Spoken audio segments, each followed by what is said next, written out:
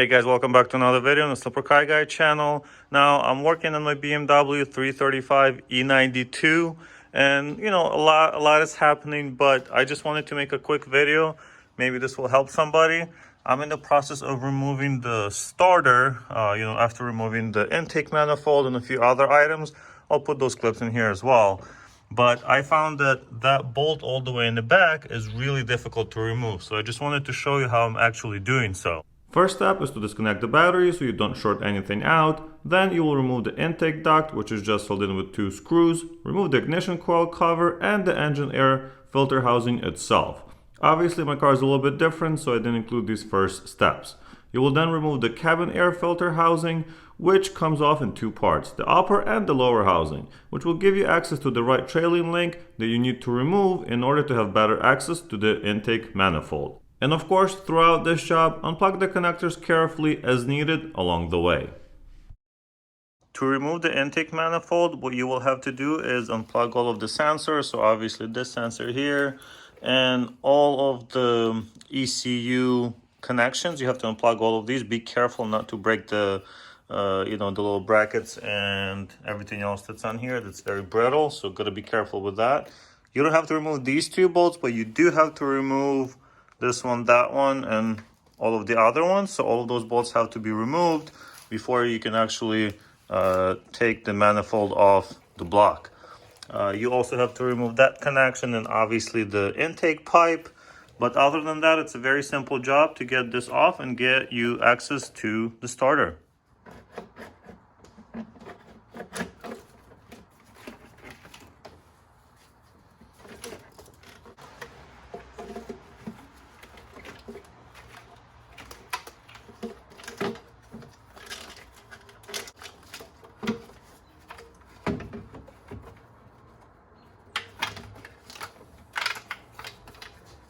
Once the intake manifold is out of the way, you'll need to release 2 nuts and remove the positive battery cable. Move the wiring loom out of the way and undo 2 bolts that hold the starter in place.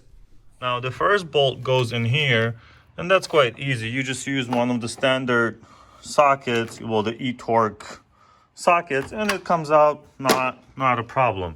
I just had to remove this junction box with all the wiring loom stuff.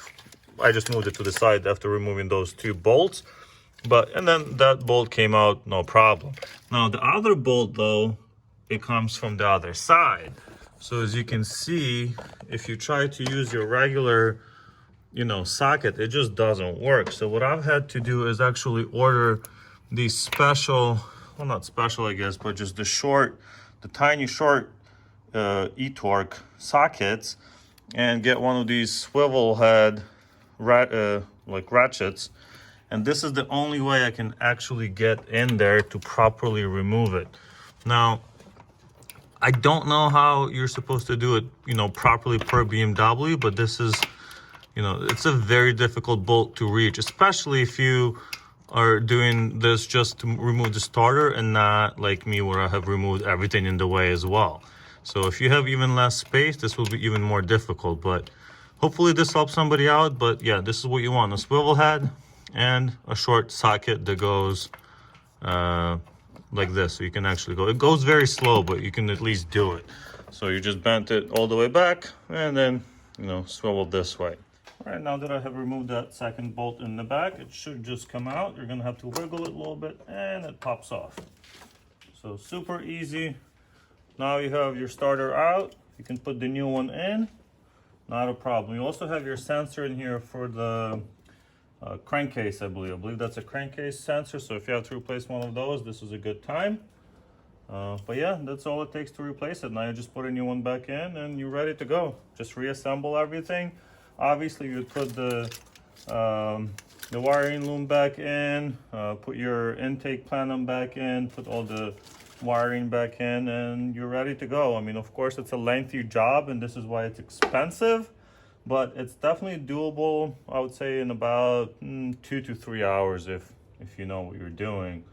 You will, of course, need to replace some of the gaskets, but it's definitely cheaper than taking it to a shop or a dealer. The last thing I wanted to mention, and that's the torque specs. So when you put the starter back in, you will have to torque both of the bolts. Both of them are torqued to 38 Newton meters. You can use Google to translate what that's in pound-feet of torque.